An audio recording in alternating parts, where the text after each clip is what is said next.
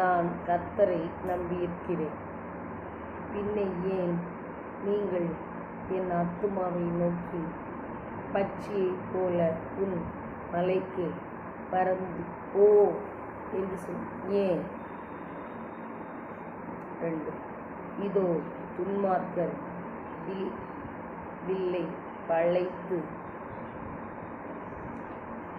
செம்மையான இருதயத்தார் மேல் அந்தகாரத்தில் எய்யும்படி தங்கள் அம்புகளை நாளிலே தொடுக்கிறார்கள். அஸ்திபாரங்களும் நிர்மூலமாகிறதே, நீதிமான் என்ன செய்வான்? 3 என்னதுன்னா,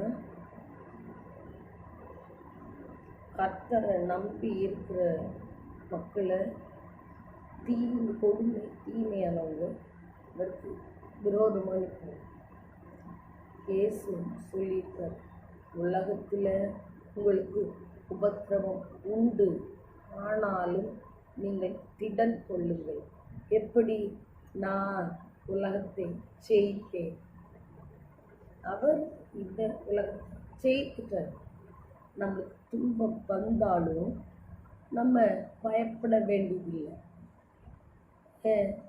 முடிவு இப்படி அவர் ஜெயித்துட்டார்.